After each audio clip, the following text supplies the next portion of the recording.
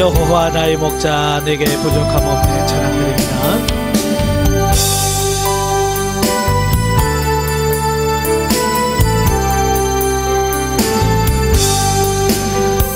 여호와 나의 목자 내게 부족 없네.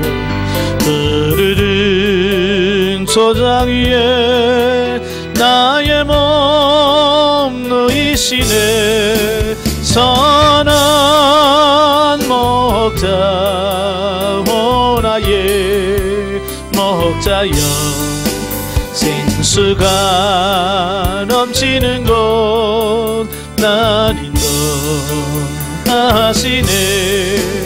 내 영혼 소생하며 자기 이름 위에 그의 길 인도하니 골짜기 두려움없네. 선한 목자 또 나의 목자여 생수가 넘치는 곳 날 인도하시네. 주님의 지팡이가 아니하네. 나를 주께서 원수 앞에 상으로 베푸시네. 선한 목자 오 나의 목자여 생수가 넘치는 곳 날 인도하시네. 이름을 머리 위에 바르시는 주님 평생의 선하심과 인자함 따르리니. 선한 목자 오 나의 목자여 생수가 넘치는 곳 날 인도하시네. 아멘. 자, 기도하겠습니다. 은혜로우신 아버지 감사합니다. 오늘도 우리를 사랑하셔서 훈련의 장소로 인도하시고 요한복음 10장의 말씀을 같이 상고할 수 있도록 은혜 주셔서 감사합니다. 오늘도 말씀을 나눌 때 성령께서 역사에 주옵소서. 우리의 귀를 열어 듣게 하시고 우리의 귀를 열어 듣게 하시고 눈을 열어 보게 하시고 우리의 심령을 열어 깨달아지는 은혜가 있도록 성령님 도와주옵소서. 시정을 맡겨오며 예수님의 이름으로 감사하며 기도합나이다. 아멘. 예, 이 시간에 우리 요한복음 10장의 말씀을 같이 한번 보도록 하겠습니다. 우리 10장의 내용이 뭐냐면 목자와 양의 비유, 이 말씀을 통해서 이제 예수님 배척 받으시는 그 부분까지 말씀해 주시는데요. 자, 첫 단락이 1절부터 21절까지가 바로 선한 목자이신 예수님에 대한 말씀을 하십니다. 성경에서는 하나님과 우리와의 관계를 참 여러 가지로 설명을 해요. 아버지와 아들의 관계, 또 남편과 아내의 관계, 이렇게 말씀하시는데 그중에서 가장 많이 나오는 게 뭐냐면 목자와 양의 관계로 많이 나와요. 구약에서도.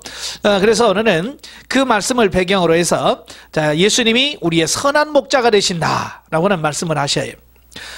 본 단락은 그 요한복음에 나오는 그 7대 강화 중에서 마지막 7번째 강화입니다.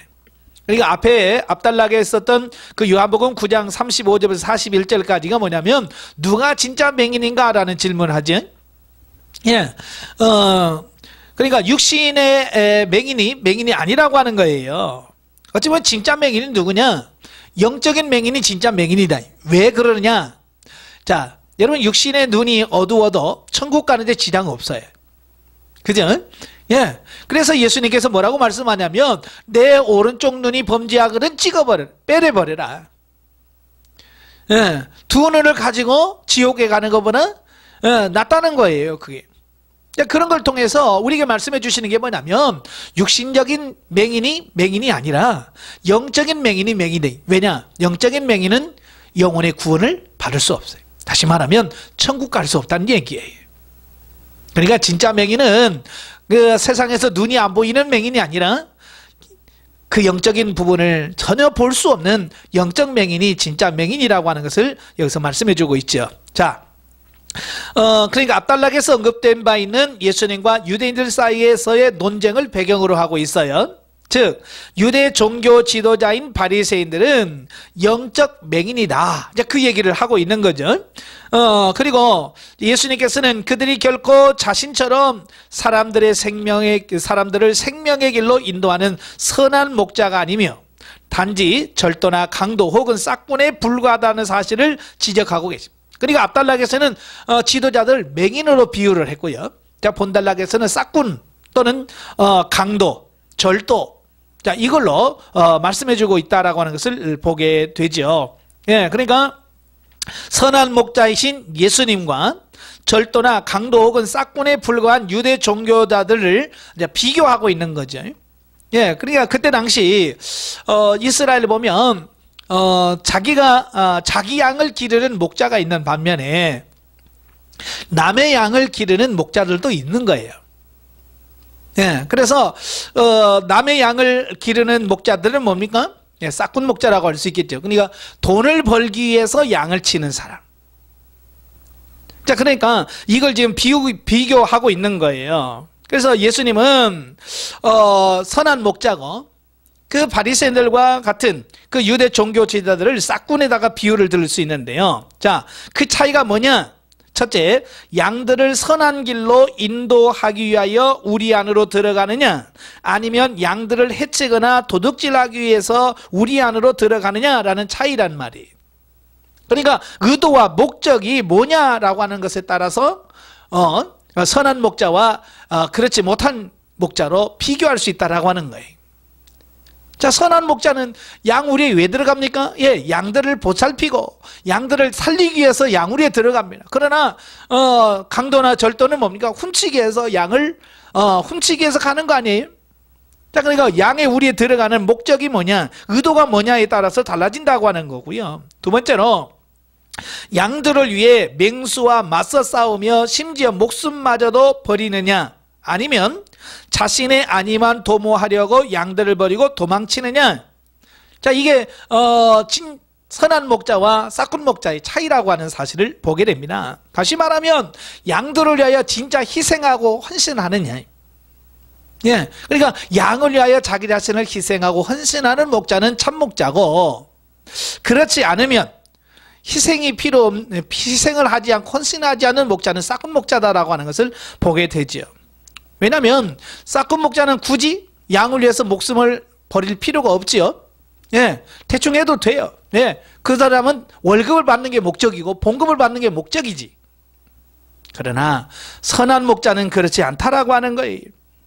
자, 그래서 예수님은 이 땅에 오셔서 인류를 하나님 앞으로 인도하여 영원한 생명을 얻게 하며 또한 풍성한 삶을 누리도록 하기 위해서 사단의 권세와 맞서 싸우셨으며 친히 십자가에 못 박혀 죽음을 맛보시기까지 하셨다. 예, 그래서 예수님을 참 목자라고 하는 거예요. 우리가 누구예요? 참 먼지와 같은 존재잖아요. 그럼에도 불구하고 우리를 구원하시기 위해서 예수님은 이 땅에 오셨고 또 십자가를 지시며 죽으시면서까지 우리를 위해서 희생하셨다. 그래서 예수님을 참 목자라고 하는 거예요.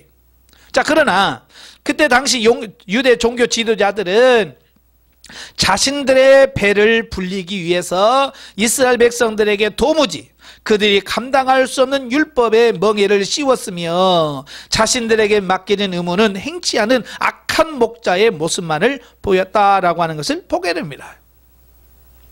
그러니까 양을 위해서 희생하는 것이 아니라 양을 이용해서 자기의 배를 채우는 거예요.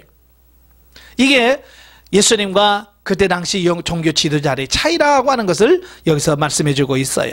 자, 한편 예수님께서 자신을 선한 목자로 비유하신 이유는 그 목축에 익숙한 유대인들의 풍습을 배경으로 하여 영적인 진리를 보다 쉽게 전달하기 위해서다라는 거예요. 예, 그래서 이 목축업은 그 유대인들에게는 굉장히 익숙한 직업이죠. 예, 나중에는 좀 보겠습니다만은 이스라엘의 민족의 조상이라고 할 수 있는 아브라함부터 목축업을 했어요. 그래서 믿음의 조상이라고 할 수 있는 아브라함, 이삭, 야곱, 그 외에도 애굽에 내려가서도 그들이 주로 하는 직업이 뭐였냐면 목축업이었어요. 예, 그래서 이 목축업은 이스라엘 백성들에겐, 유대인들에겐 매우 잘 알려진 어떤 이런 부분이라고 볼 수 있겠죠.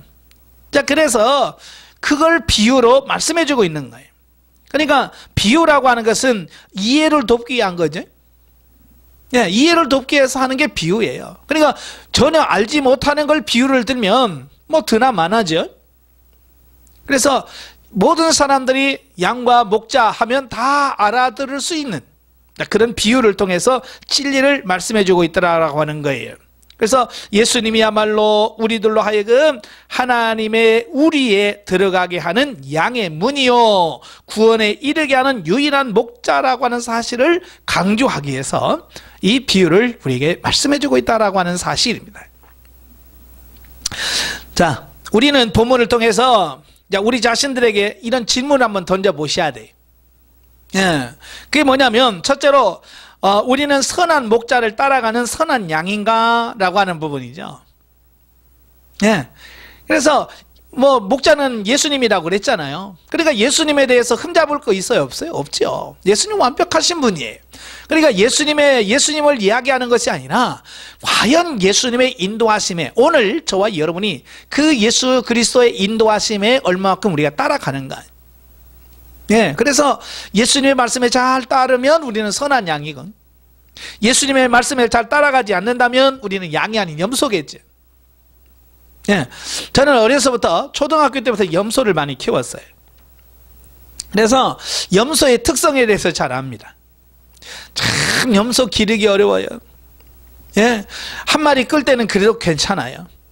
그러나 두 마리, 세 마리를 끌고 가면요, 이건 어디로 튈지 모릅니다. 양처럼 따라오는 것도 아니고, 그래서 앞에서 몰고 뒤에서 몰면 이건 어디로 튈지 모르고 또 앞에서 끌면 버팁니다. 네 발로 딱 버티고 안 따라와요. 정말 힘든 게 염소예요. 그래서 왜 예수님이 이 염소를 양과 염소로 비유했는지 저는 어렸을 때 염소를 키워봐서 알아요. 양은 목자의 음성을 알아듣는다는 거예요. 근데 염소는 그렇지 않다라고 하는 거예요. 자, 그래서 나는 양인가 염소인가 우리 자신 한번 되돌아보셔야 돼.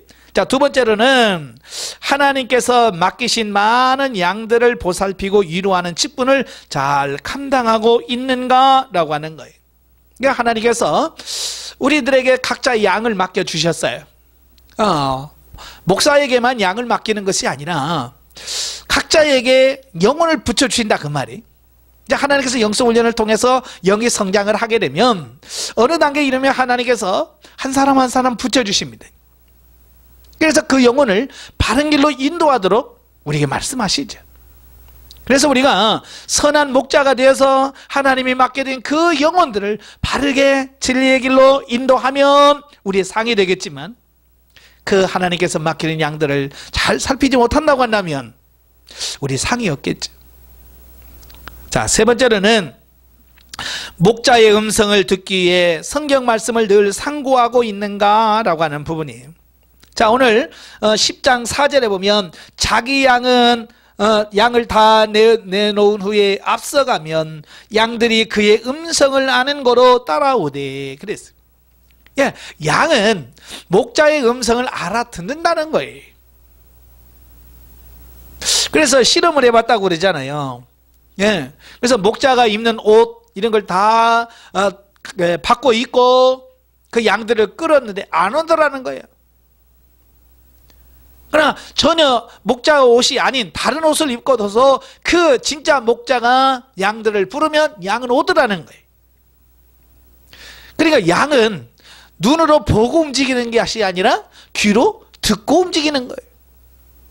우리가 하나님의 양이라면 우리가 귀로 하나님의 음성을 듣고 하나님의 인도하심에 따라 순종할 수 있어야 된다 그 말이. 근데 오늘날도 마찬가지. 오늘날도 우리가 하나님의 음성을 들어야 되는데 우리는 하나님의 음성을 듣지 못해. 심지어는 하나님의 음성을 듣고 순종하는 자들을 가리켜서 우리는 직통계시파라, 그래서 그들을 이상하게 쳐다보는, 그런 세상에 살고 있다 그 말이에요. 우리는 하나님 앞에 늘 기도하셔야 돼. 우리 귀를 열어서 하나님의 음성을 들을 수 있도록. 물론 하나님의 음성은 우리 육신의 귀로 듣는 건 아니에요. 귀를 열어달라고 하는 것은 육신의 귀가 아니라 영의 귀를 열어주셔서 하나님의 음성을 들어야 돼. 그래야 우리가 진짜 양이 되어서 주님의 인도하심에 따라갈 수 있게 된다는 걸 꼭 기억하시기를 바랍니다. 네 번째로는 주께서는 누구를 원망하거나 핑계치 않으시고 양들을 구원한 참사랑을 보이셨건만 그러한 은혜를 받는 우리는 과연 묵묵히 주의 발자취를 따르며 주님께서 보이신 참사랑을 이웃에게 증거하고 있는가? 라는 질문을 던져 파야 된다. 영성이 뭐라고 그랬어요? 예수님을 닮아가는 거예요. 예수님의 성품, 예수님의 사역, 예수님의 능력, 예수님이 행하신 모든 것들을 우리가 따라가고 본받는 삶이 영성적 삶이라고 하는 거예요. 예수님을 보면 그 어떤 일을 해도 불평과 원망하지 않으셨어요. 자기 백성들이 자기를 받아들이지 않아도 원망하지 않았어요. 끝까지 자기를 비방하고 욕하는 자들을 위해서 주님께서는 기도하시면서 자신의 사명을 감당했다 그 말이에요. 그런데 우리는 하나님의 일을 하다가 조그만 누가 우리에게 서운한 얘기만 해도 우리는 얼마나 상처를 많이 받고 한이 많이 얼마나 많이 이야기를 합니까? 그죠? 그래서 우리는 예수님처럼 묵묵히 우리에게 주어진 사명을 감당할 줄 아는 그런 신실한 목자가 되어야 될 줄로 믿습니다. 자, 두 번째 단락은 이제 22절부터 39절까지인데요. 솔로몬 행각에서 가르치신 예수님에 대한 말씀이에요. 자, 보면은 초막절에 예루살렘에서 백척당하시고 그 초막절 이후 2달이란 시간이 지난 수전절 절기에 예수님께서 또다시 유대 군중들로부터 배척당하셨다는 사실을 기록하고 있어요. 자, 수전절이라고 하는 것은 구약 성경에는 나오지 않는 말이에요. 말라기까지 이 수전절이라는 말이 없습니다. 이 수전절은 언제 생긴 거냐면 바로 신약과 구약의 중간 시대, 그러니까 말라기 이후 예수님이 태어나기 이전의 시간을 우리가 중간 시대라고 그러는데, 신구약 중간 시대라고 말하는데요. 자, BC 164년경에 그 유대의 마카비, 이 마카비라고 하는 형제가 수리아의 안티오쿠스 에피파네스가 이방신 제사로 더럽혔던 예루살렘 성전을 청결케 한 사건을 기념하는 유대인들의 명절이다 그 말이에요. 그러니까 이 안티오쿠스 에피파네스는 그 계시록에 나타난 적그리스도의 하나의 모형이에요. 예표로 등장하는 인물입니다. 그래서 이 안티오쿠스 에피파네스가 그 유대 땅에 들어와서 성전을, 하나님께 제사 드리는 성전에다가 그들이 섬기는 제우스 우상을 세우고, 하나님께서는 드려서는 안 될 제물, 부정한 제물인 돼지를 잡아서 제사를 드렸어요. 그리고 하나님의 전에서 하나님의 일을 섬기는 제사장들을 죽이고, 그때 마카비라고 하는 형제가 난을 일으켜, 우리나라 말로 말하면 독립운동을 피는 거예요. 그래서 이 마카비 형제와 유대인들이 하나가 되어서 바로 이 안티오쿠스 에피파네스를 쫓아냅니다. 그래서 일단 독립을 해요. 그래서 독립을 하고 나서 그 성전에 세워졌던 제우스 우상을 파괴하고, 그 정결케 하고 깨끗하게 하고 하나님께 제사를 드렸어요. 바로 그것을 기념해서 이 12월 중순, 그때가 겨울이거든요. 이제 12월 중순이 되면 8일 동안 바로 수전절을 지키게 되었다라고 하는 거예요.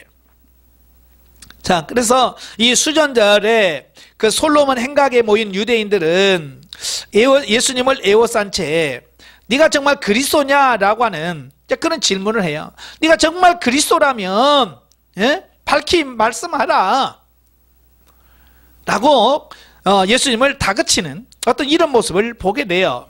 자, 그런데 그들이 말하는 정말 그리스도이면 밝히 말씀하소서라고 말할 때 그들이 예수님을 믿기 위해서 정말 당신이 그리스도냐라고 하는 질문을 던지는 게 아니에요. 지금 그들은 어떻게 하든지 예수님에게 꼬투리를 잡아서 예수님을 대적하고 예수님을 죽일 어떤 기회를 삼기 위해서 묻는 거죠. 예. 그래서 예수님의 약점을 지금 잡기 위해서 지금 묻는 겁니다. 자, 이런 유대인의 사악한 의도를 예수님께서는 간파하셨음에도 불구하고 예수님께서 그의 질문에 대하여 자신과 하나님을 한 분으로서 동등하며 자신이 행한 일을 하나님께서 친히 보증하고 계신다라고 대답을 합니다. 참 여기서 보면 예수님은 참 답답하실 때가 있어요. 그죠? 이럴 때 좀 아니다라고 얘기하면 사람들이 좀 잘 받아들일 수 있는데 예수님은 곧지곧대로 얘기하는 거예요. 자, 왜 그러냐? 예수님은 진리적인 부분에서는 절대로 타협하지 않으시는 분이라는 사실이에요.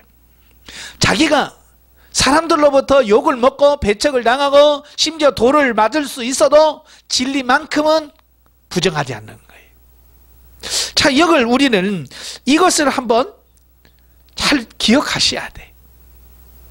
우리가 전해야 될 진리, 믿어야 될 진리를 믿지 않은 건 죄고, 진리를 선포해야 되는데 어떤 핍박이나 이런 것 때문에 진리를 선포하지 않는 것이 죄예요. 그래서 예수님은 자기가 불리함에도 불구하고 진리만큼은 끝까지 증거하시는 거예요. 그래서 나와 아버지는 하나이니라 그렇게까지 말씀하시는 거예요. 그 말을 듣자마자 유대인들은 지금 그걸 원했거든요. 그래서 마치 기다렸다는 듯이 유대인들이 예수님을 신성 모독죄라 이거, 네가 어떻게 하나님과 하나 될 수 있느냐라고 하면서 예수님을 돌로 치려고 하는 이런 모습을 보게 되죠. 자, 유대인들이 그렇게 할 수 있는 것은 뭐냐? 이미 그들은 영적으로 완악한 마음을 가졌어요. 이미 그 마음은 돌같이 굳었어요. 마태복음 13장의 말은 길가와 같은 마음을 가진 존재들이에요. 그러니까 그 어떤 말씀을 전해도 그들은 도무지 그 말씀을 받아들일 수가 없었다는 사실이에요. 자, 오늘도 마찬가지예요. 우리의 마음이 길가와 같은 사람은 아무리 생명의 말씀을 전해도 그 말씀이 그 속에 들어가지 않아요. 그래서 우리가 우리의 마음이 기름진 옥토와 같이 좋은 땅이 되도록 늘 기도하셔야 돼요. 예. 그러나 예수님께서는 유대인들의 유업에 전혀 동요되지 않으시고 오히려 구약 성경을 인용합니다. 특별히 이제 시편 82편 6절을 인용하시는데요. 자, 시편 82편 6절에 보면 내가 말하기를 너희는 신들이며 다 지존자의 아들이라 하였으나, 예, 너희는 다 신들이라고 말씀하고 지존자의 아들이라고 시편에서 말씀하고 있어요. 그러니까 그 말을 인용해서 그들에게 지금 반박을 하고 있는 거죠. 그러니까 구약시대에 하나님을 대리하여 이스라엘 백성들을 치리하던 자들이 누구냐? 신이라고 불렀다 그 말이에요. 그래서 지금까지 예수님께서는 이 땅에 오셔서 초자연적인 표적과 기적을 수없이 드러났잖아요. 다 알잖아요. 그래서 내가 이런 기사와 표적을 베풀었다면 나도 신이라고 일컬어질 수 있다라고 하는 거예요. 자, 구약에서는 모세에게 하나님이 그러죠. 네가 아론에게 하나님같이 되리라. 예. 이건 모세가 한 말이에요. 내가 하나님처럼 됐다는 말이 아니라 하나님이 너는 아론에 대하여 네가 하나님같이 된다라고 출애굽기 4장 16절에 말씀해 주고 있거든요. 그렇다고 해서 우리가 하나님이 된다는 얘기가 아니라 하나님과 같은 역할, 존재로서의 역할을 할 수 있다라고 하는 것을 말씀해 주고 있는 거거든요.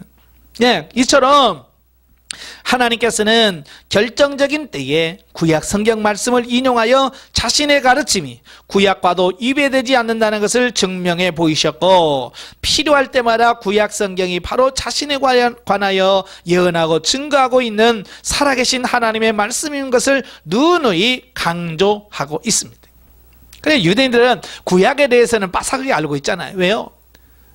어렸을 때부터 철저하게 율법 교육, 구약의 말씀을 교육을 받았거든요. 그래서 성경 가지고 말하면 그들은 어떻게 할 수가 없어.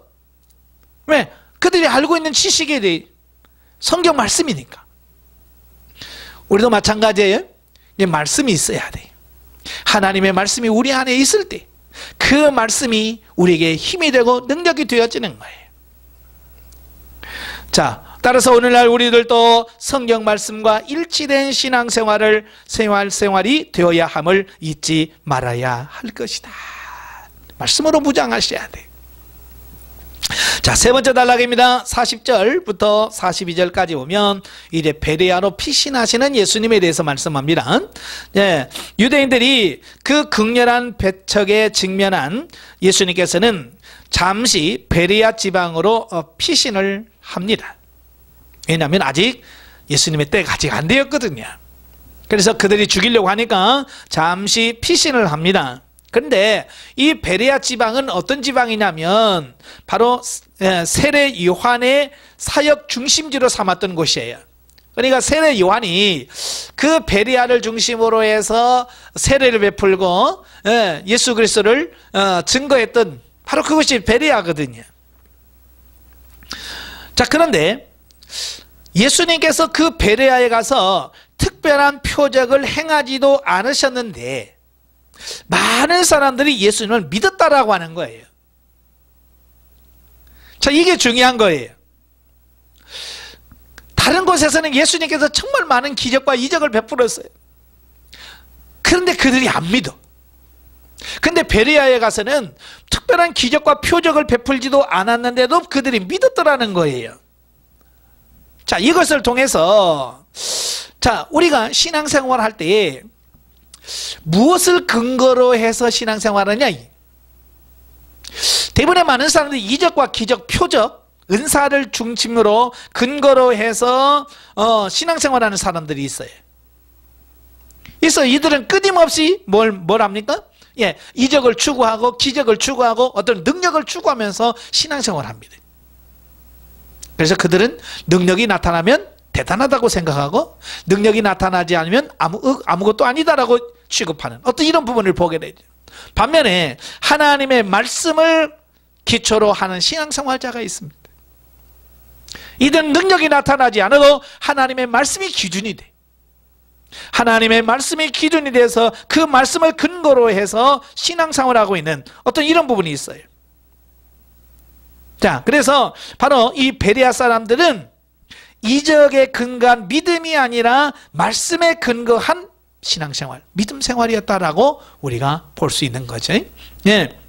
자, 요한이 여기 요한은 세례 요한이 아닙니다. 사도 요한이 베레아 사람들의 신앙을 소개한 이유가 뭘까?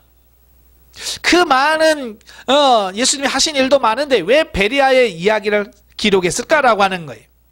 그것은 예수님께서 행하신 많은 표적을 직접 목격하고도 믿음을 갖기는커녕 오히려 더 강팍하게 되어서 예수님을 끝내 배척한 예루살렘의 유대인들의 태도를 간접적으로 책망하려고 하는 의도로 우리가 볼 수 있다라고 하는 것을 보게 됩니다. 오늘날도 마찬가지. 많은 신앙인들이 자꾸 은사해서 은사를 추구하는 신앙생활을 하는 사람들이 참 많아요. 어째 겉으로 보면 대단한 열정과 뜨거움을 가지고 있습니다. 어쩌면 살아있는 믿음처럼 보일 수도 있습니다. 그런데 정말 어렵고 힘들 때 바로 은사를 추구하던 사람들이 어떻게 될까? 믿음에서 떠나는 경우들을 흔히 많이 봅니다. 자, 이런 걸 보면서 말씀에 근거한 신앙이 얼마나 중요한가라고 하는 것을 보게 돼요. 자, 오늘날 살아계신 하나님의 말씀이 분명히 성경에 게시되어 있음에도 불구하고 신비적인 은사나 기적을 체험하는 것을 강조하면서 성경 말씀보다 표적을 더 앞세우는 것은 결코 바람직한 신앙생활이 되지 못함을 우리에게 지금 교훈해주고 있는 거예요. 그러니까 영성훈련도 자칫 잘못하면 은사주의로 빠질 수가 있어요. 은사를 목적으로 하고 은사를 목표로 영성을 하는 분도 있어요. 그러나 영성의 목표는 결코 은사가 될 수 없습니다. 은사는 신령한 집을 짓는 도구라고 그랬잖아요. 예, 은사는 은사로서 하나님의 일, 그 사역을 감당함에 있어 도구로서 사용을 해야지 그것이 목적이 되어서는 결코 되지 않는다라고 하는 것을 우리에게 말씀해 주고 있습니다. 왜냐하면 이런 성경에도 나오잖아요. 기적이나 은사로 사람을 구원하거나 변화시키지 못한다. 예수님이 실제로 많은 기적을 베풀었는데 그 기적을 보고도 그들은 믿지 않았어요. 그러니까 나중에 예수님께서 가버나움아 벳세다야 그러면서 책망을 합니다. 예, 차라리 니느웨나 아수르에 가서 이 말씀을 전하고 이 기적을 행했다면 그들은 다 제 가운데 앉았을 거다. 많은 기적을 가장 많이 경험한 곳이 어디요? 갈릴리, 벳세다, 가버나움. 거긴 정말 예수님께서 오래 머무시면서 수많은 병자들과 이적과 기적을 행하신 곳이야. 그런데 그들이 예수님을 안 믿어요. 네. 우리가 말씀에 근거한 신앙으로 돌아가야 될 줄로 믿습니다. 그래서 종교 계획자들이 오직 말씀으로라고 하는 것을 강조한 이유가 있어요. 바로 말씀을 통해서 우리 영혼이 구원을 받고 변화를 되고 새로워질 수 있기 때문에 그 말씀을 강조하고 있다는 사실을 우리가 기억하시면 좋겠습니다. 그렇다고 해서 또 은사를 배척하거나 은사를 무시하거나 절대 그러라는 얘기는 아닙니다. 네. 자, 영적 예입니다. 자, 목자는 양의 각각의 이름을 부르고 양은 그의 음성을 들음과 같이 하나님은 개개인을 부르시고 말씀하고 계신다. 그러나 우리가 그의 음성을 듣지 못하는 것은 하나님의 사랑보다 자기의 관심과 욕구로 가득 차 있기 때문이다 라는 거예요. 예, 우리도 보면 그렇잖아요.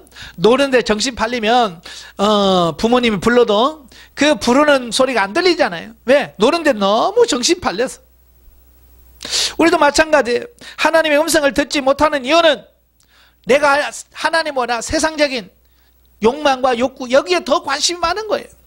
그래서 정신이 거기에 팔려서 하나님의 음성을 듣지 못한다 그 말이에요. 어떻게 해야 되겠어요? 예, 하나님의 임재가 우리 안에 머무를 수 있도록 자신을 온전히 비워야 할 거다. 예, 비워야 돼.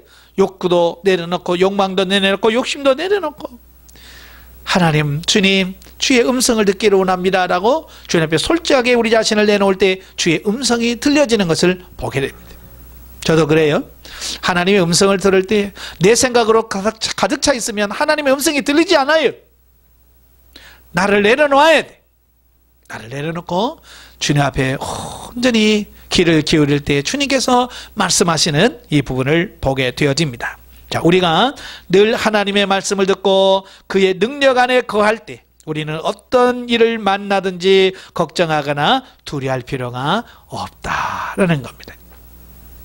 자, 성경 계시 발전사적 이해를 보시면, 자, 오늘 본문 10장 7절에 보시면 그런 말씀이 있어요. 그러므로 예수께서 다시 이르시되 내가 진실로 진실로 너에게 말하노니 나는 양의 문이라 그랬습니다. 예, 예수님이 자기 자신을 가리켜서 뭐라고 그래요? 양의 문이다. 그래서 오늘 이제 양의 문이라고 하는 이 부분을 한번 살펴보려고 그래요. 성경에 보면 양의 문이 많이 나오긴 해요. 예루살렘에도 양의 문이 있거든. 양문이라고 해서 양들이 많이 들어오는 그런 문을 양의 문이라고 하는 문이 있어요. 예, 그런데 자, 양의 문은 히브리어로 샬 하촌, 헬라어로는 헤 프로바티케라고 하는 말입니다. 이건 양떼의 문 또는 양에게 속한 문, 자, 그런 뜻이 있는데 쉽게 말하면 양우리의 문을 가리킵니다. 자, 우리는 이제 소나 염소를 가둬놓고 문을 닫죠. 그 우리의 문, 양의 우리를 닫아두는 그 문을 양의 문이라고 이렇게 말합니다. 그래서 예수님께서 자신을 가리켜서 양의 문이다 라고 말씀하셨는데, 예수님께서 자기 자신을 왜 양의 문이라고 말씀했을까? 자, 우리는 언뜻 들으면 잘 이해가 안 돼요. 자, 그러나 아까도 말한 것처럼 목축업이 주로 주업이었던 유대인들에게 있어서는 이 양의 문이라고 하면 무슨 의미인지 알아듣는다 그 말이에요. 예. 그러니까 이 목자들은 낮에는 들판으로 양들을 끌고 나가서 풀을 뜯기죠. 자, 풀을 뜯기고 저녁이 되면 그 양들을 그 양우리로 다 들여보냅니다. 양우리로 들여보내놓고 그 양을 지키죠. 그런데 양우리라고 하는 것이 뭐 오늘처럼 이렇게 아주 잘 꾸며진 이런 우리가 아니죠. 예, 주로 그때 당시는 천연 동굴들을 많이 이용을 했어요. 예? 그 광야에 보면 이런 동굴들이 많아요. 그래서 그 동굴을 그 양이 머무는 임시 처소로 양우리로 사용한 부분이 많은데, 오늘처럼 이렇게 문을 열고 닫는 이런 문이 아니라 그런 문이 없어요. 그래서 대다수의 그 목자들이 어떤 역할을 했냐면, 그 동굴이라면 동굴 입구에 목자가 스스로 문이 돼서 그걸 지키는 거예요. 예. 그래서 입구에 자기 목자가 누워 있든지 앉아 있어서 그 목자를 통과해야 양이 들어오고, 그래서 양이 밖에 나가지 못하도록 지키고, 또 밖에서 또 짐승이라든지 도적이 들어오지 못하도록 막는 역할을 한 사람이 누구냐? 바로 목자들이었거든요. 자, 이걸 누구나도 다 아는 사실이에요. 그래서 예수님께서 뭐라고 말씀하냐면 나는 양의 문이다 라고 말씀하셨다라고 하는 거예요. 근데 예수님이 양의 문이라고 말한 이유가 뭐냐? 이는 하나님께로 나아가는 방법과 구원에 이르는 길이 오직 예수 그리스도를 통해서만이 가능하다는 것을 말씀해 주고 있는 거예요. 그러니까 양우리가 있다면 그 양우리에 들어가는 문이 하나밖에 없는 거예요. 딱 하나밖에. 그래서 그 문을 통해서만 들어가고 나올 수 있는 거죠.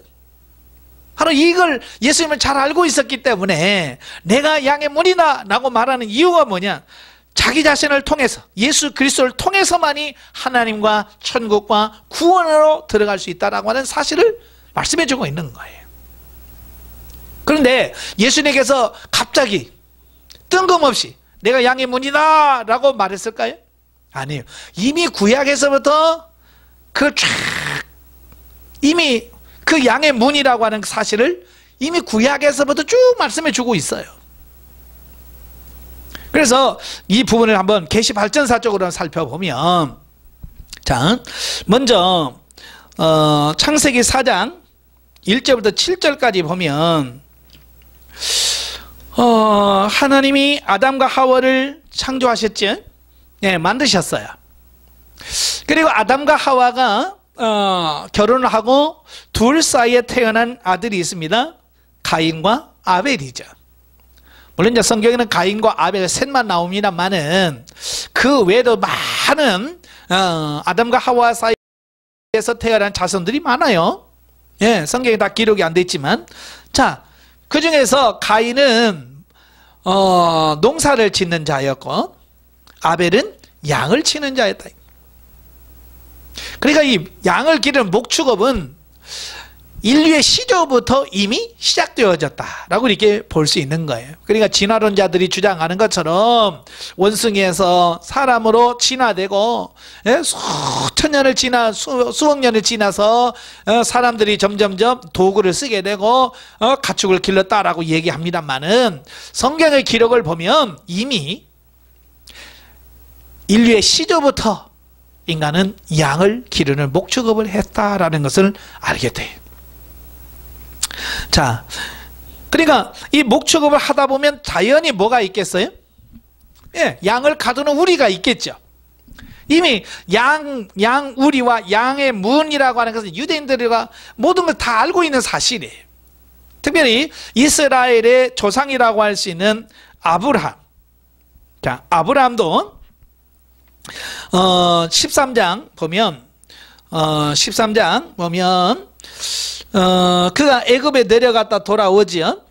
애굽에 돌아갔다 내려와요. 그 5절에 보면 아브라함의 일행 롯도 양과 소와 장막이 있으므로 그 땅이 그들에게 동거하게 넉넉하지 못하였으니 이는 그들의 소유가 많아서 동거할 수 없습니다. 그러므로 아브라함의 가축의 목자와 롯의 가축의 목자가 서로 다투고, 예, 이미 유대인의 조상이라고 할 수 있는 아브라함 때도 목축업을 했어요. 그래서 너무 소유가 많아서 롯과 같이 있을 수가 없어서 롯과 아브라함이 갈라서게 되어지는 어떤 이런 부분을 보게 돼요. 그 이후에도 이삭도 양을 기르고 야곱도 목자로서 양을 기르며 살았습니다. 그러니까 그들은 양과 양의 우리에 대한 어떤 이런 것을 대해서 굉장히 많이 알아요. 성경은 숫꽃이라는 말이 많이 나와요. 창세기에서 숫꽃이라고 나오는데 바로 숫꽃이라고 하는 지명이 바로 이런 움막을 치다, 뭐 이런 우리를 치다라는 그런 뜻이거든요. 네. 그러니까 이런 우리, 양을 가둘 수 있는 그 우리는 이미 유대인들에게 익숙한 어떤 그런 부분이죠. 자, 그러면서 이제는 그 양의 그 실질적인 양의 목축업에서 문이라고 할 수 있는데요. 자, 이것이 출애굽기로 넘어가면서 하나님께서 모세에게 말씀을 합니다. 모세에게 성막을 만들어라 라고 말씀을 해주셔요. 그래서 이제 출애굽기 25장부터 하나님의 그 말씀을 받아서 모세가 이제 성막을 만드는데요. 참 하나님께서 보여주신 대로 성막을 만들죠. 자, 성막이 장이 100규빗이고 광이 50규빗입니다. 그래서 그 바깥 그 100규빗과 50규빗에 천막을 치게 돼요. 그래서 다른 사람들이 중간에 들어올 수 없고 그 성막으로 들어갈 수 있는 유일한 문을 동쪽에다 만듭니다. 딱 문이 하나밖에 없어요. 유일한 문이에요. 그래서 그 유일한 문을 통해서 성막에 들어가서 하나님께 제사 드리고 예배할 수 있도록 만들었어요.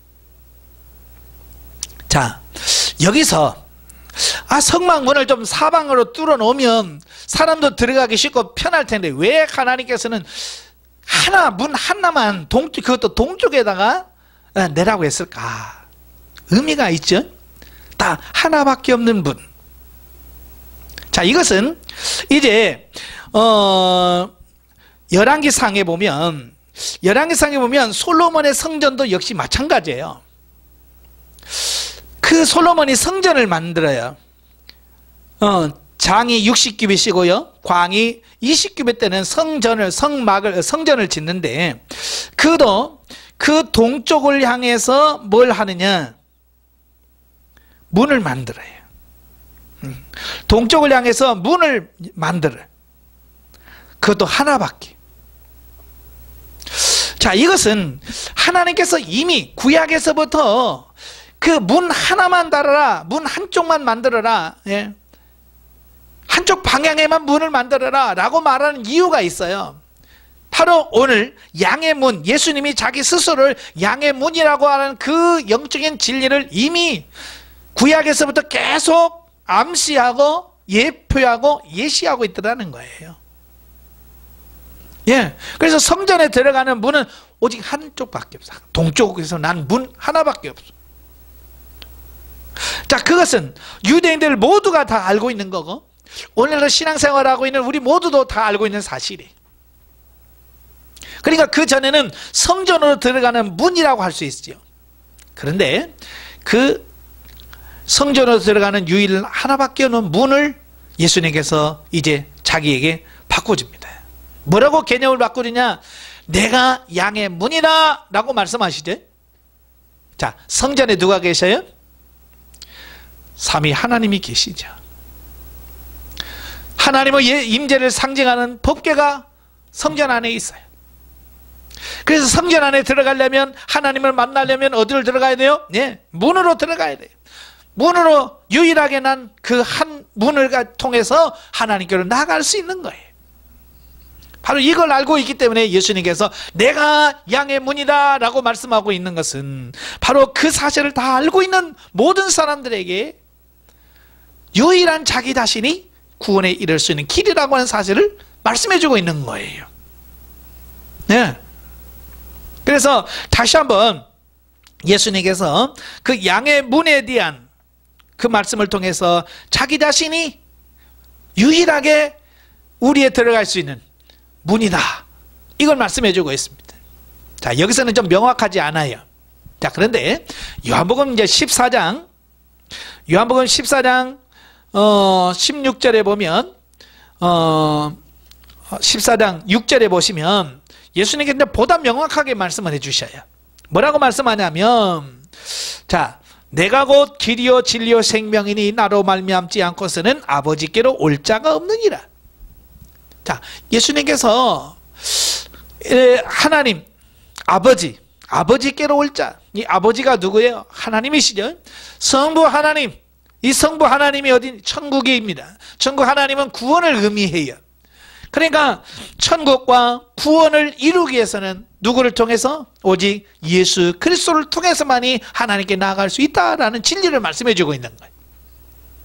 그래서 내가 곧 길이요 진리요 생명이다, 구원에 이를 수 있는 유일한 길이다, 유일한 문이다, 하나님께 들어갈 수 있는 유일한 문이라고 하는 사실을 다시 한번 여기서 우리에게 말씀해 주고 있어요. 많은 종교인들이 우리 기독교인들을 아주 안 좋아합니다. 왜냐하면 완전 독단적이라고 하는 거죠. 그래서 종교다원주의, 종교연합을 만들어도 항상 반대하고 거기에 호응을 안 하는 종파가 이 기독교잖아요. 왜 그러느냐? 우리는 그들이 주장하는 것을 받아들일 수 없기 때문에 그래요. 왜냐하면 WCC라든지 종교다원주의를 주장하는 사람들은 뭐냐면 진리는 여러 가지일 수 있다는 거예요. 쉽게 비유를 들면 산꼭대기는 하나지만 그 산꼭대기가 올라가는 길은 여러 갈래라는 거예요.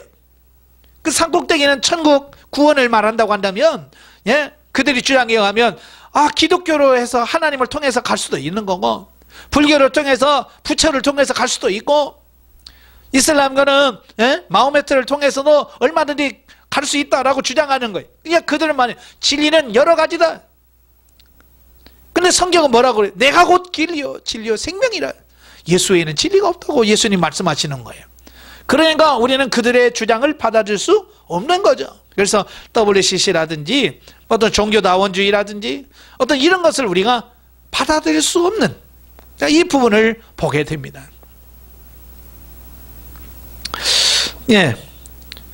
그래서 베드로가 이 사실을 명확하게 하라. 그래서 사도행전 12장 사도행전 4장 12절, 사도행전 4장 12절에 보면 그러잖아요.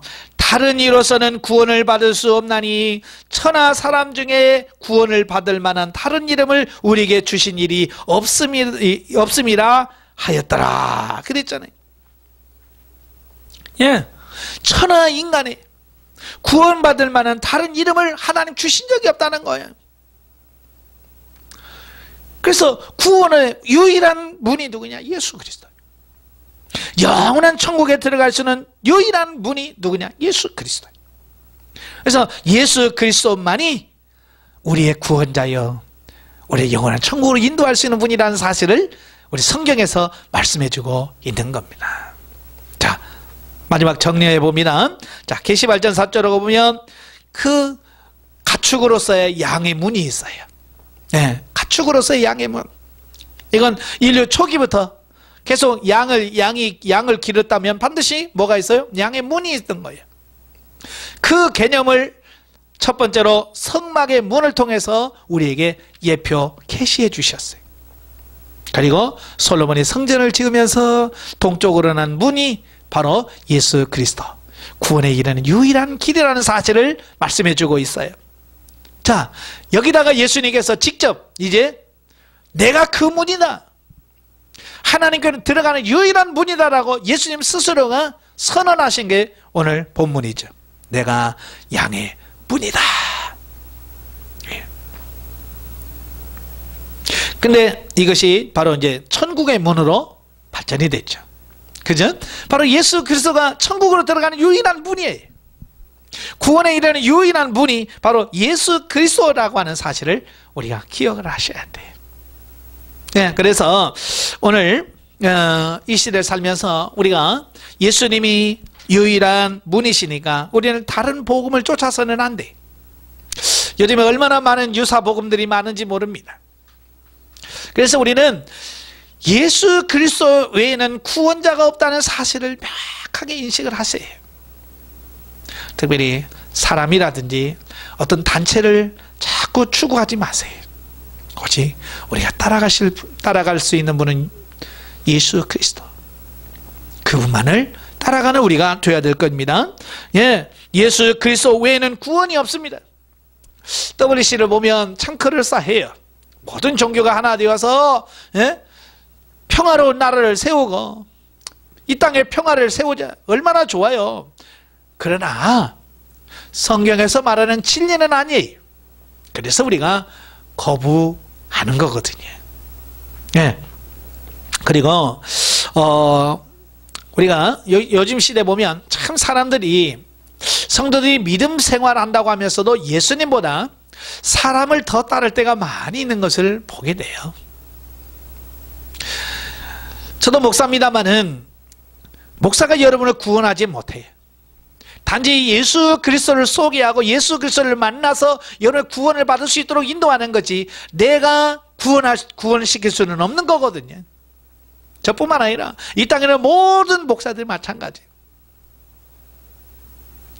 왜 이 말을 하냐면, 어떤 분은 목사를 너무 신임을 해요. 예수님보다도 더. 그건 하나의 우상이 될 수 있어요. 그렇다고 해서 목사를 경계하라는 말은 아니에요. 우리가 정말로 구원할 수 있는 유일한 길, 천국으로 인도할 수 있는 유일한 문은 예수 그리스도예요. 그 사실을 잊지 말라는 얘기예요. 왜냐하면 많은 분들이 인간 교주를 많이 섬기는 사람들이 너무 많아요. 그러니까 크게 드러난 이단들이 있고요. 그렇지 않고 두세 명 놓고 하면서도 참 그 교주 노릇 하는 분들이 참 많이 있어요. 그걸 보면서 참 가슴이 아프고, 거기서 무슨 생명이 나올 것 같은, 그걸 못 뛰어넘는 그런 모습을 보면서 안타까울 때가 많아요. 그래서 정말 이 말씀들을 통해서 오직 하나님께로 진리로 인도할 수 있는 유일한 문은 예수 그리스도밖에 없다는 사실을 다시 한번 명심하시고 예수 그리스도만 따라가는 우리가 되어야 될 줄로 믿습니다. 기도하겠습니다. 은혜로우신 아버지 감사합니다. 예수님께서 선언하십니다.